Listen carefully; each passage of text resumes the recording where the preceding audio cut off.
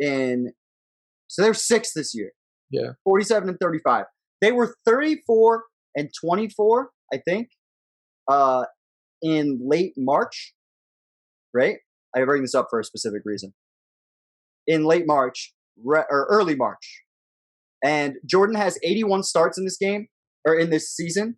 He missed one game, and it was a game on 8th versus the Celtics, where Jordan then goes into Doug Collins' office and goes, "We need to get more out of my teammates. I need to get more out of my teammates. I feel like I'm out here by myself." And so Doug Collins says, "Fine, you're playing point guard." Yeah. And Michael Jordan puts up countless triple doubles, 10 in 11 games. 10 triple doubles in 11 games, but starting from that point to the end of the season, because he would play point guard now for the rest of the season here. Yeah.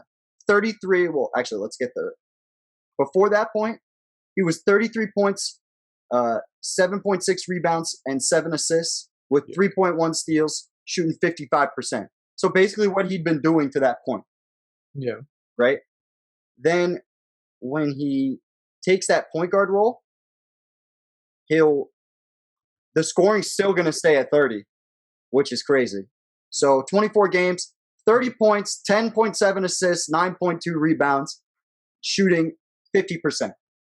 Yeah. And that's him. That's his career at point guard in the NBA. Crazy though. That's pretty good. I bring this up specifically, and I'm going to continue to do this at different points because there's a lot of things that people say about Michael Jordan and what he could and could not do in this era. And this type of shit makes me think that he really would average like 35 a game in this era, like consistently. And for anybody to think that he averaged 30, 32, 35, 37 in that era where it was like inefficient, like it was inefficiently shooting, shooting or whatever.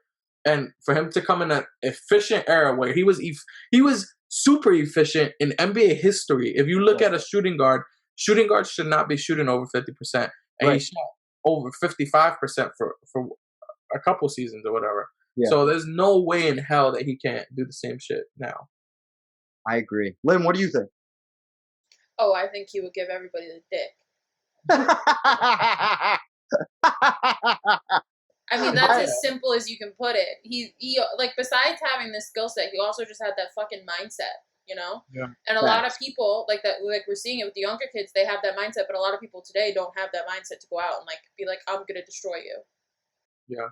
I wanted to look at not taken away from like the rest of the league either. Like I don't think he stops. Yeah. Great. Yeah, I think, but he's.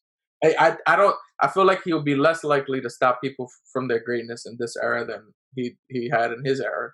But still, I think he would dominate. And and again, even though you said it's less efficient or an era of less efficiency, the pace is very comparable to right now. I don't know if that season is. Remember, the '87 season was the only season that kind of like it stood out. I think it was like an outlier. Huh? No, I get what you're saying, but it was still higher than where it would go in the '90s and the early 2000s for sure. Yeah. It's still at a higher point. Yeah. In case people thought, because there are people that think, oh, it's a higher pace. Maybe Jordan's not doing the same thing. Maybe he couldn't get his teammates involved.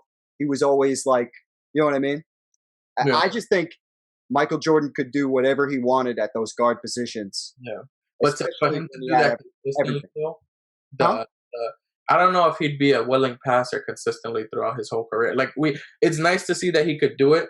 It's just like, to me, it works the same way where you see LeBron go for, like, had his 50-point game at Golden State. You can see that he can do it, but that's not his main thing, and that's not what he would do. I think that's just a great comparison. You gotta take too, huh?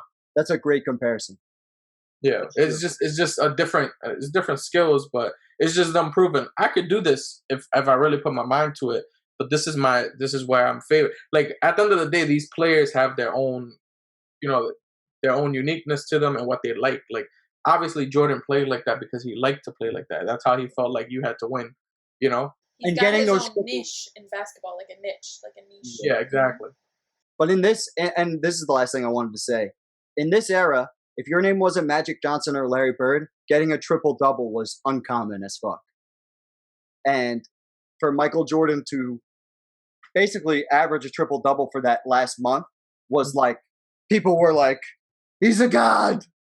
He's a god. Oh my God. What a savage. He can do anything. It was definitely a lot of that. And you can see it in the awards voting, where he's the 6th place team and he still manages to get second Magic Johnson. Yeah.